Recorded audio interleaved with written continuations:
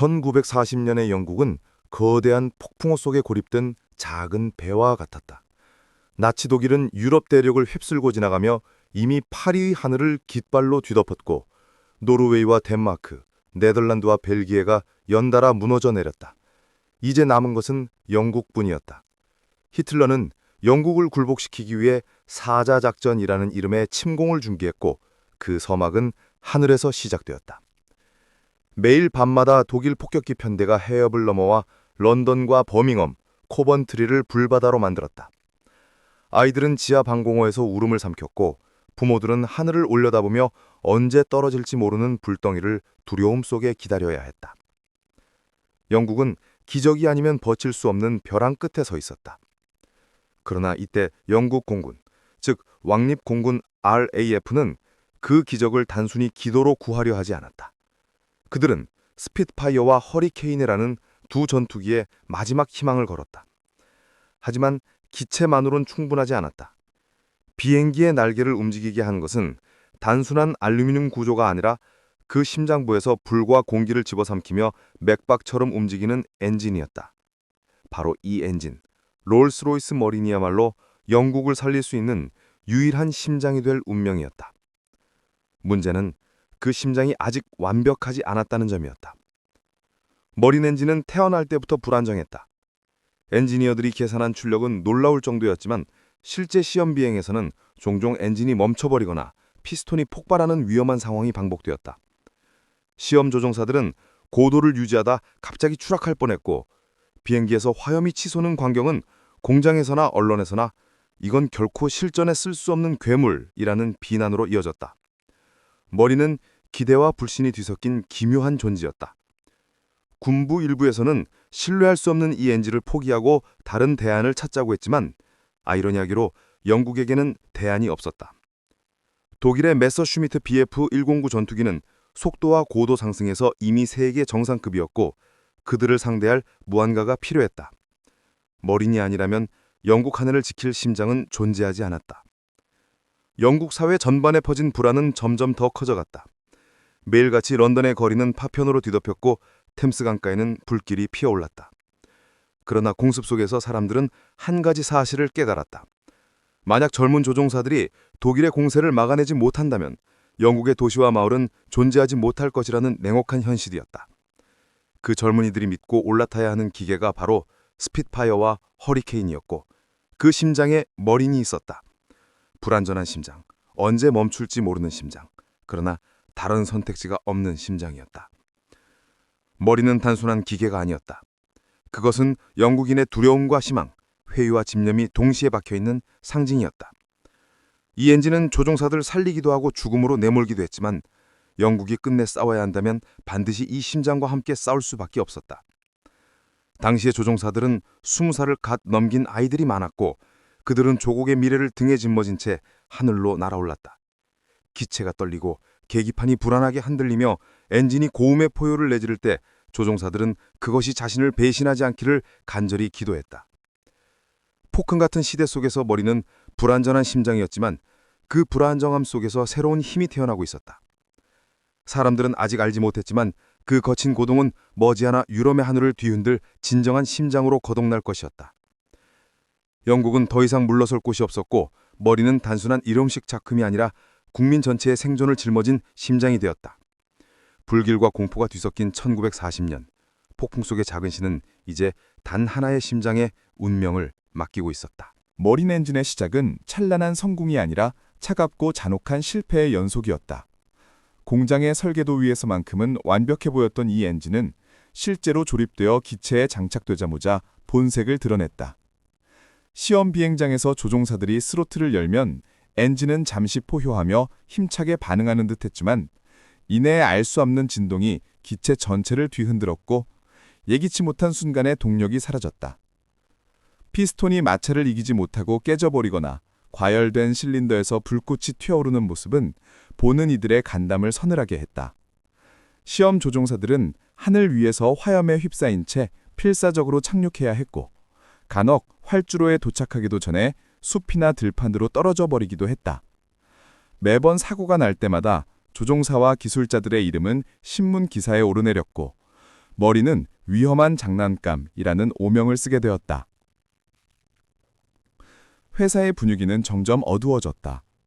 롤스로이스라는 이름은 오랫동안 고급 자동차와 기술력의 상징으로 불렸지만 머린 프로젝트가 잇따라 실패하면서 그 명성마저 흔들리기 시작했다.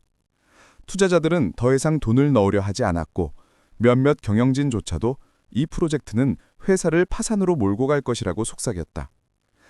엔지니어들은 날마다 새로운 개선책을 찾아내려 했지만 한 가지 문제를 해결하면 또 다른 문제가 터져나왔고 마치 끝없는 미궁 속에 빠진 듯한 절망감이 공장을 뒤흔들었다.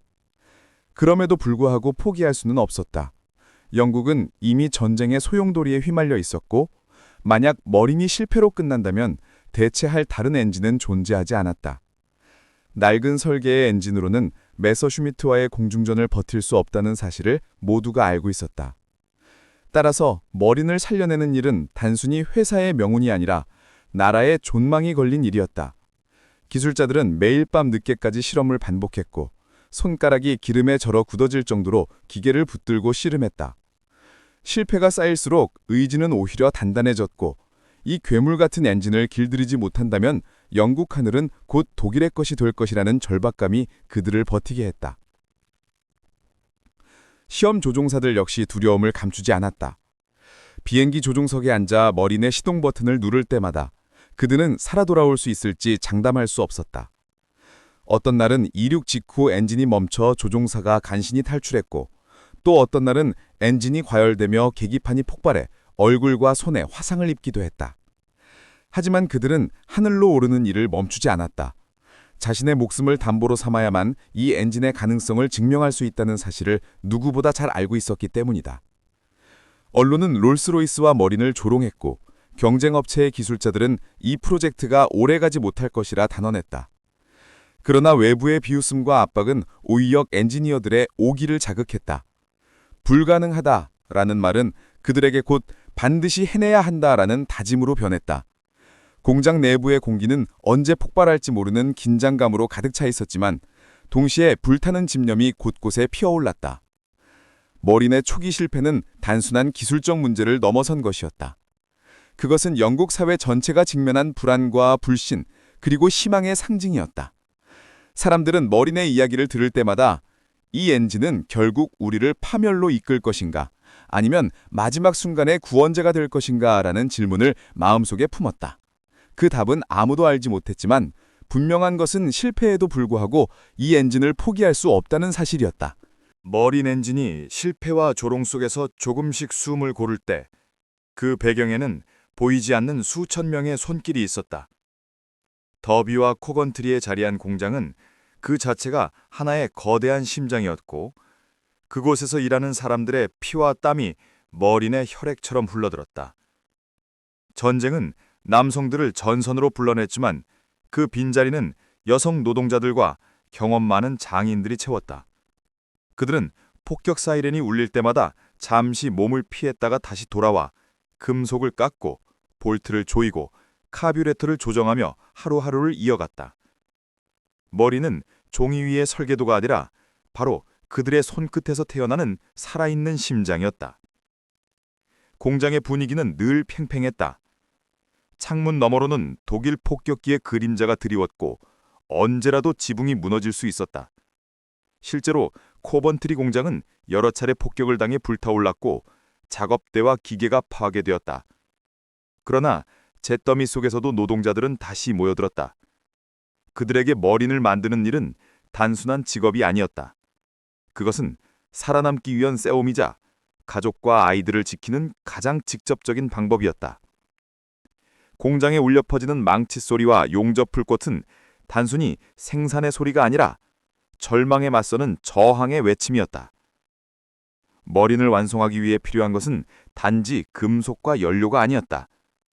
기술자들은 새로운 합금을 시험하며 수십 번의 실패를 견뎌야 했고 재료가 부족할 때는 스크랩을 모아 녹여 다시 사용했다.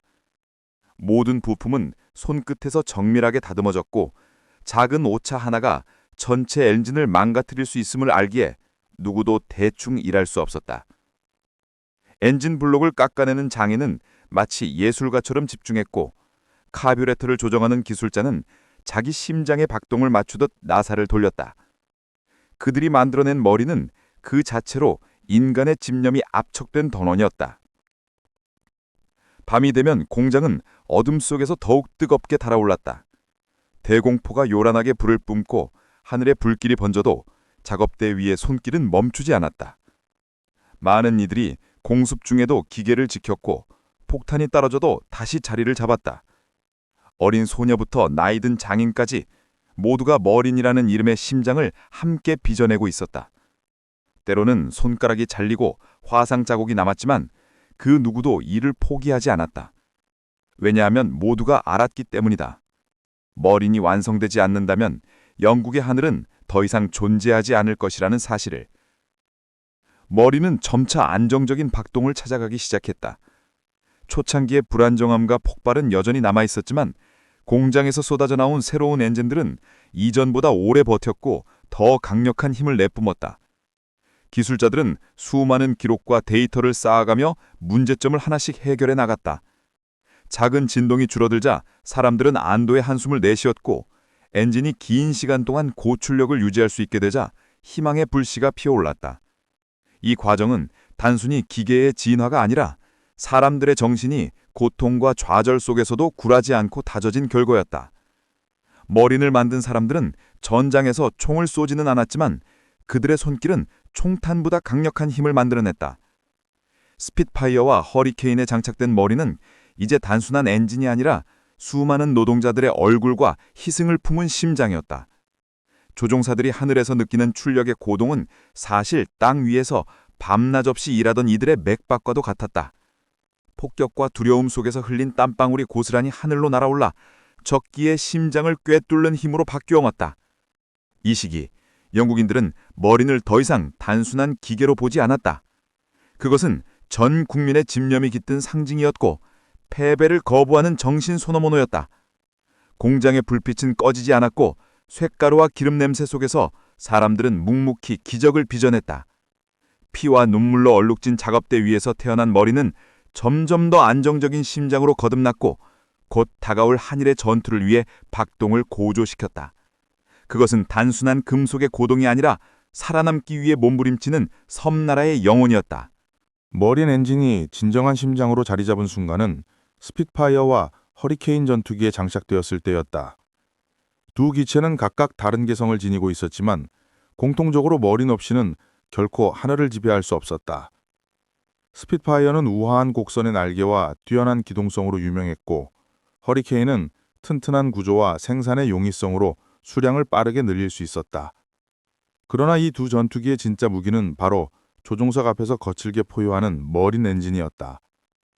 머린이 장착되기 전 스핏파이어는 그저 아름다운 설계도상의 비행기에 불과했다.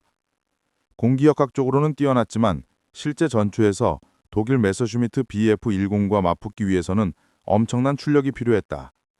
머린은 그 출력을 제공했다. 급상승에서의 우위는 곧 목숨을 의미했다. 하늘에서 1초라도 먼저 상대 위로 올라서면 그 순간이 곧 생존과 승리의 분기점이 되었다. 조종사들은 머린이 만들어내는 강력한 추력 덕분에 급격히 상승하거나 순간적으로 하강해 적기를 따돌리는 기동을 할 수 있었다. 하늘 위에서 그 차이는 미세해 보였지만 전투의 결과를 바꾸는 절대적 요소였다. 허리케인 역시 머린과 함께 새 생명을 얻었다. 허리케인은 스핏파이어보다 둔중하고 덜 세련되어 보였지만 머린 덕분에 폭격기 유격에서 탁월한 성능을 발휘했다. 폭격기를 상대할 때 중요한 것은 빠른 상승력과 긴 채공 시간이었고 머린은 그 두 가지를 동시에 제공했다. 허리케인은 단단한 구조 덕에 수많은 탄환을 맞고도 돌아올 수 있었고 머린의 안정적인 힘은 그 강해남의 날개를 달아주었다. 덕분에 허리케인은 독일의 공습에 맞서는 방패로 활약했고 스핏파이어는 창이 되어 적 전투기를 찔러냈다. 조종사들의 신뢰는 시간이 지날수록 깊어졌다. 초기에 머린의 불안정한 모습을 지켜보며 두려움을 느꼈던 이들은 이제 엔진의 고동 소리를 듣는 순간 안도감을 느끼기 시작했다. 조종사들은 머린의 포효를 살아있다는 신호로 받아들였다. 스로틀을 밀어 올릴 때 들려오는 금속의 울림은 마치 동료가 뒤에서 등을 밀어주는 것 같았고 전투 중에도 그 소리가 꺼지지 않는 한 자신은 여전히 살아있다는 확신을 가졌다. 머린은 단순히 힘을 제공하는 기계가 아니라 조종사들에게 심리적 용기까지 불어넣어주는 존재가 되었다. 독일 조종사들 역시 머린의 힘을 체감했다. 하늘에서 맞닥뜨린 스핏파이어와 허리케인은 결코 가볍게 볼 수 있는 상대가 아니었다. 메서지리트가 초반에 우세할 때도 있었지만 점차 영국 전투기들이 놀라운 기동성과 끈질긴 추격을 보여주자 독일군은 당황하기 시작했다. 많은 독일 조종사들이 전투 보고서에서 영국기의 엔진은 예상보다 강력했다 라고 기록했는데 그것은 바로 머린의 존재를 의미했다. 머린은 전투기를 단순한 비행체에서 전쟁의 도구로 탈바꿈시켰다. 하늘을 가르는 속도와 날카로운 선의 능력, 그리고 조종사의 생존 본능을 뒷받침하는 추력은 모두 머린에서 나왔다. 그 결과 스핏파이어와 허리케인은 단순한 기계가 아니라 영국의 상징으로 자리 잡았다. 포스터와 선전물에 그려진 전투기의 뒤에는 언제나 머린의 심장이 뛰고 있었고 국민들은 하늘을 올려다보며 이 엔진의 존재를 믿었다. 머린은 실패와 조롱 속에서 시작했지만 이제는 수천 명의 조종사와 국민들에게 희망의 이름이 되었다. 하늘에서 들려오는 굉음은 더 이상 불안의 신호가 아니라 영국이 여전히 살아있다는 증거였다.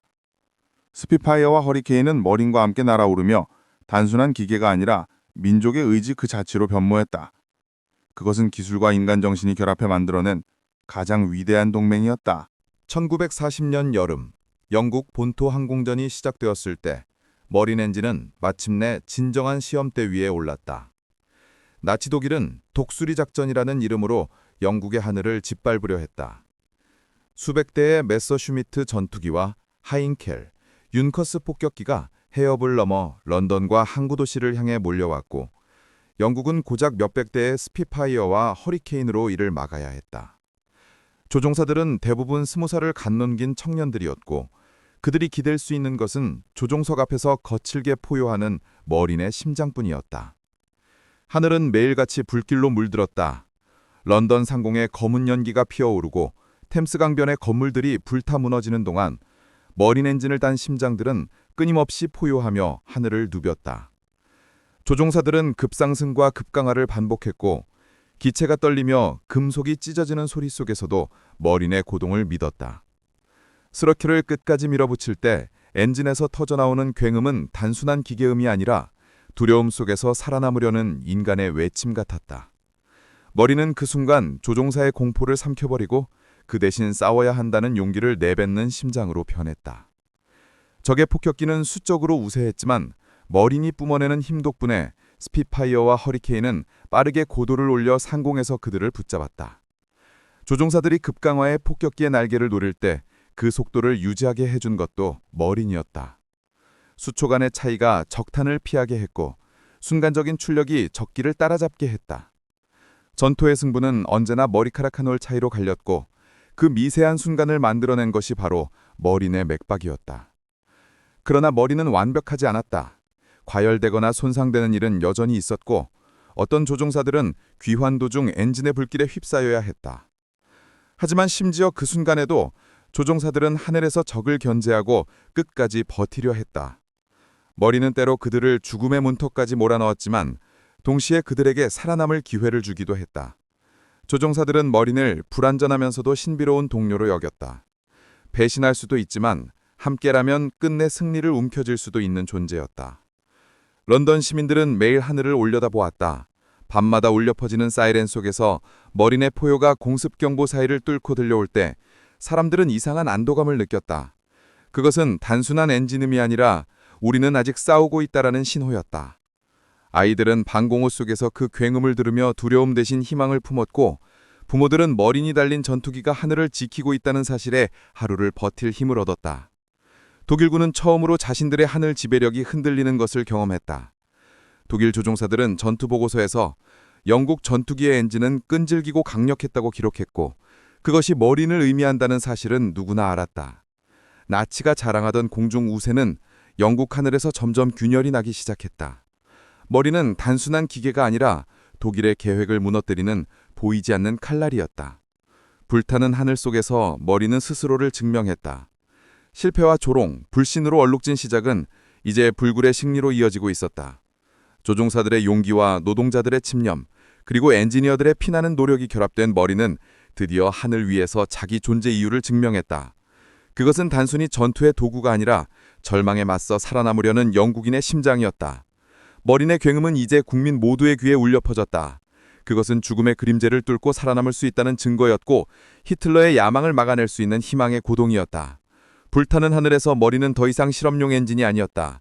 그것은 전쟁의 심장이었고 영국을 지탱하는 맥박이었다. 머린 엔진은 스피파이어와 허리케인의 심장이 되어 본토 항공전에서 영국을 지켜냈지만 그 이야기는 거기서 끝나지 않았다. 전쟁은 점점 더 격렬해졌고 머린은 하늘의 다양한 전장으로 불려다녔다. 머린은 이제 단순히 전투기를 날리는 엔진이 아니라 전쟁 전체의 흐름을 바꾸는 핵심 동력이었다. 랭카스터 폭격기에 거대한 동체를 들어올린 것도 머린이었다. 다수의 머린 엔진을 달고 날아온 이 폭격기들은 밤마다 독일의 심장을 향해 날아갔다. 덴버스터 작전처럼 불가능해 보였던 임무를 수행할 수 있었던 것은 머린이 제공한 믿음직한 힘 덕분이었다. 머린은 무거운 폭탄을 싣고 긴 거리를 부행해야 하는 폭격기에게도 지칠 줄 모르는 맥박을 제공했다. 그 엔진이 내뿜는 고동은 단순히 금속의 울림이 아니라 전쟁의 판세를 뒤집는 굉음이었다. 머린은 또한 모스키토와 같은 다목적 기체에도 생명을 불어넣었다. 나무로 만들어져 가볍고 빠른 이 기체는 머린의 출력을 발판으로 적진 깊숙이 침투했다.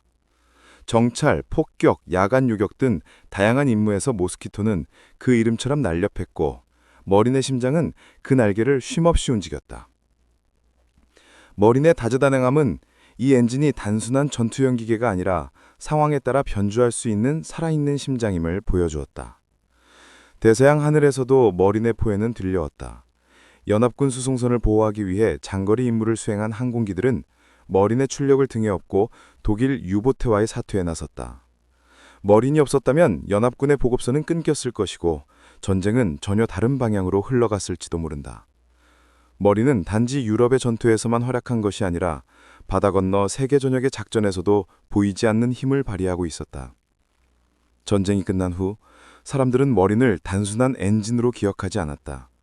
그것은 하나의 상징이었다. 불안정하게 시작해 수많은 조종사의 목숨을 위협했던 실험적 엔진은 결국 유럽의 자유를 지켜낸 심장으로 자리매김했다. 엔지니어와 노동자, 조종사와 시민이 흘린 피와 땀은 머린의 금속 속에 스며들어 있었고 그 결과 이 엔진은 영국을 넘어 세계사의 한 장을 바꿔놓았다. 사람들은 머린을 두고 영국을 구한 심장이라고 불렀다. 실패와 조롱, 불신 속에서 태어나 불타는 하늘 속에서 증명되고 마침내 천둥 같은 포효로 승리를 이끌어낸 엔진. 머린은 단순히 기계가 아니었다. 그것은 집념과 희생, 그리고 포기하지 않는 의지가 빚어낸 기적이었다. 금속으로 만들어진 심장이지만 그 고동은 인간의 영혼과도 같았다. 머린의 이야기는 결국 인간 정신의 이야기였다. 아무리 불안정하고 위험한 시작이라도 집념과 희생, 그리고 결단이 모이면 그것은 언젠가 세상을 바꾸는 힘으로 변한다. 머린이 그랬다. 불안정한 불꽃에서 시작해 하늘을 가르는 천둥으로 성장한 이 엔진은 영국의 승리와 자유의 상징으로 남았다. 천둥 같은 굉음은 이제 전쟁의 기억 속으로 사라졌지만 그 소리가 남긴 울림은 여전히 살아있다. 그것은 어떤 절망 속에서도 포기하지 말라는 교훈이었고 머린의 심장이 만들어낸 진정한 승리의 목소리였다.